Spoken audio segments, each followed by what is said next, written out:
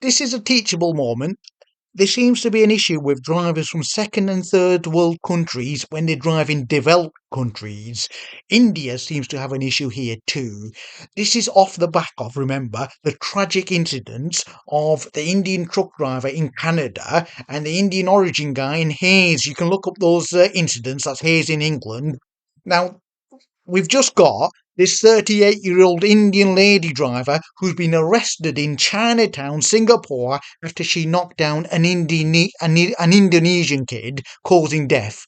Guys, we have an update on the Singapore Chinatown accident that killed a 6-year-old Indonesian girl. The driver, a 38-year-old woman, has been arrested by the police for driving without reasonable consideration and causing death of a 6-year-old kid. And police are still investigating the case currently. According to some of the witnesses, after the driver hit the mother and the kid, she actually stepped down from the car and blamed them for the accident, saying it's their fault and shouting at them. And it's totally not like from the news that she was traumatized. Also, if she really drives safely, how can she hit the victims while they are crossing the road and cause death? How fast she was driving? There's a quote attributed to her, according to social media. This is what she's alleged to have said. It's not my fault when you people don't look out for traffic. This is on you. Don't blame me. You mean you can't see my big car? Are you blind? This is ridiculous. So that's what she's said to have said.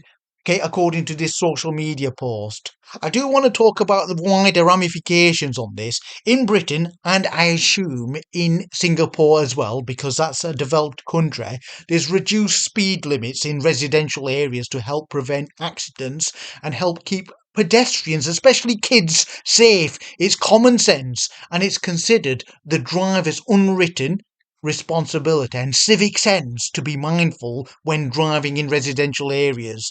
Remember, right, it's just all about keeping an eye out for pedestrians, especially kids playing outside when you're driving in a residential area. It's your duty to be careful as a driver.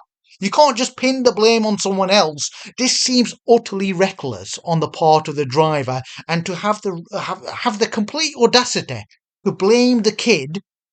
That's just mind-boggling. It is, isn't it? Think about it. If this quotation is correct, that's attributed to the Indian driver, it's utterly bonkers. You've got to have a change of mindset.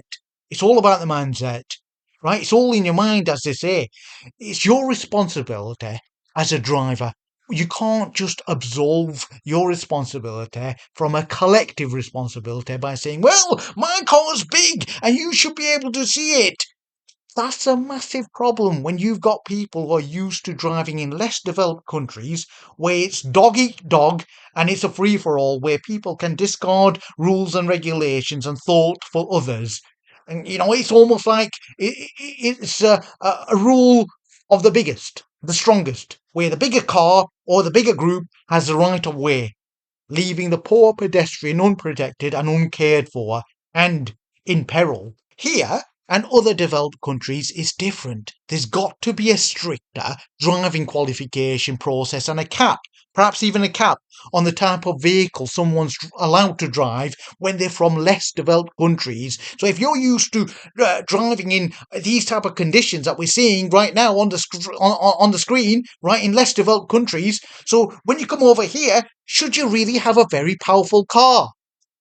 Perhaps it's, wise to put a cap on the type of car you're allowed to have. A smaller, less powered vehicle could well be a good starting off point for you, right? As well as more instruction, right, and a more stringent testing process.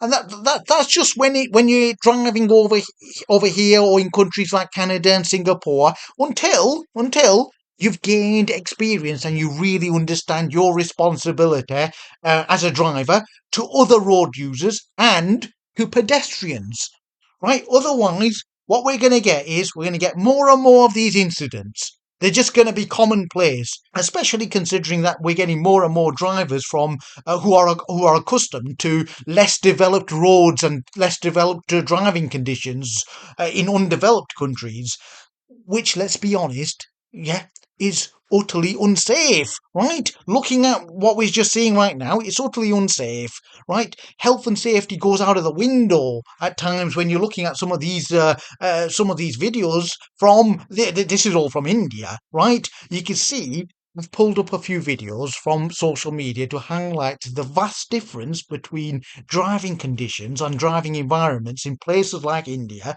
compared to places like Canada, the UK, and Singapore. It's a different kettle of fish, right? And that's just to illustrate the difference here, right? You can see it.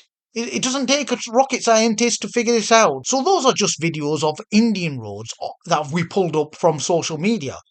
Obviously, other less developed countries will be in the same boat. It's not about Indian drivers or anything like that. It's about experience and what you're used to. If you're used to driving on that type of road, under that type of condition, it's a different world when you're driving in Singapore or Britain, especially in residential areas. You're going to become a danger if you're not going to follow the protocol, written and unwritten. You've got to have a change of mindset. It's fundamental. Yeah, like I said, just to stress, it's not about drivers from one specific country. It's about experience, what you're used to, right? For all we know, this could be it could have been a Nigerian driver or a driver from Rhodesia. We don't care, right? What we care about is safety, right? The point here is there's got to be a more stringent testing and instructing process when it comes to acclimatizing drivers from other nations, like specifically less developed nations, right? When they're driving over here, they've got to gain that idea of collective responsibility to all of us, pedestrians and other drivers as well, right? We need to raise awareness about this step up acclimatization process from underdeveloped roads and underdeveloped countries.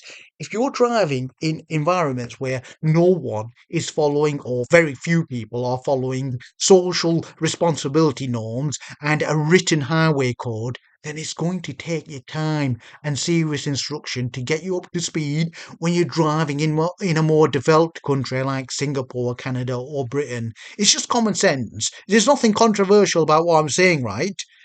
It's a teaching moment. Share this video with your friends and family members, especially if you've got friends and family members who may well be making that step up, that transition from an Indian or Nigerian or Rhodesian road, right, to a Canadian road or to a road in Manchester or to a road in Singapore. And of course, what you could do is, if you're a driver from a less developed country and you've moved over to a more developed country, let's say a Western country, what you could do is just take lessons, right? So, of course, you may well be safe to drive on the road here. You're qualified and whatever. You've got your qualification. You've got your British license now.